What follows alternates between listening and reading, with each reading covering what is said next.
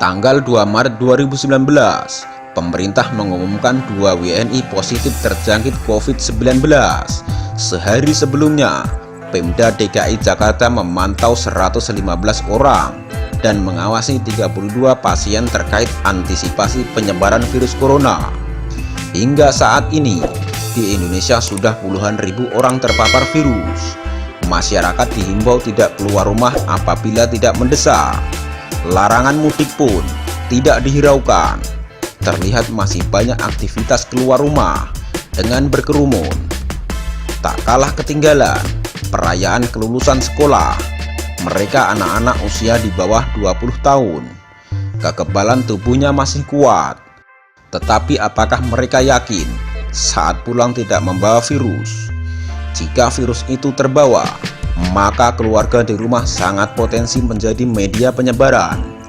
Begitu pula dengan aktivitas demo buruh dan acara lain yang mendatangkan orang banyak. Kejenuhan masyarakat tinggal di rumah.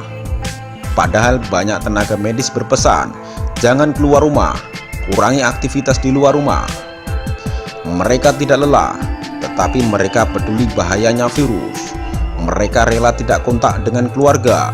Mereka juga banyak yang diusir dari kontrakan, berguguran, bahkan jenazahnya ditolak saat hendak dimakamkan.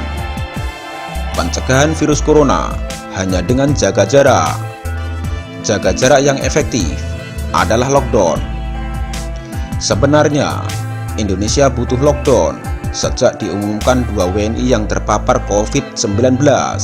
Pembatasan sosial berskala besar tidak efektif. Terbukti Jakarta akan melakukan perpanjangan masa PSBB tersebut.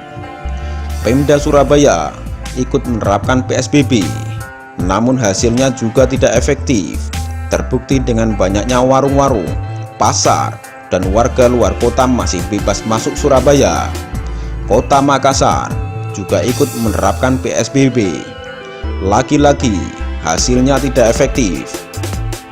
Dari beberapa contoh kota yang sudah melaksanakan PSBB dan hasilnya tidak efektif, maka lockdownlah cara terakhir.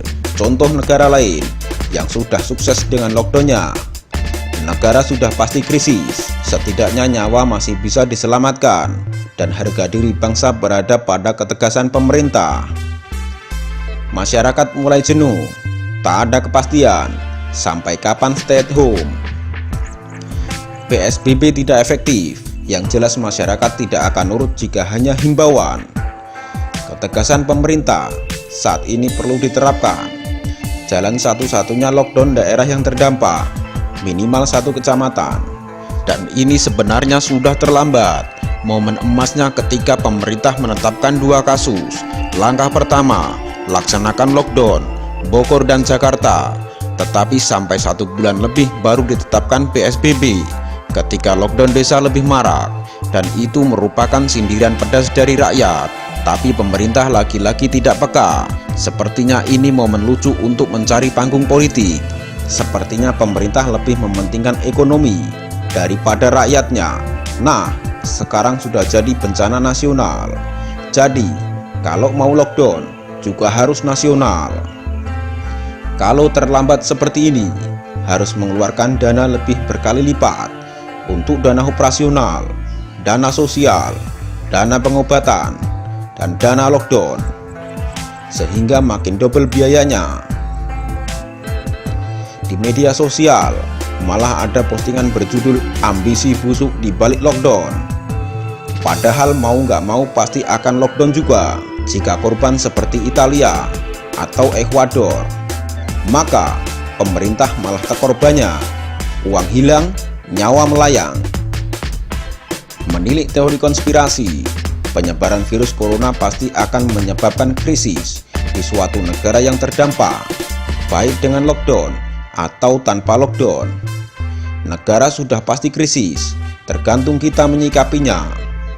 Mantan Menteri Kesehatan Siti Fadila Supari sempat menulis surat terbuka dari balik jeruji. Beliau mantan menteri dengan sukses menyelesaikan penyebaran virus flu babi dan flu burung pada tahun 2005.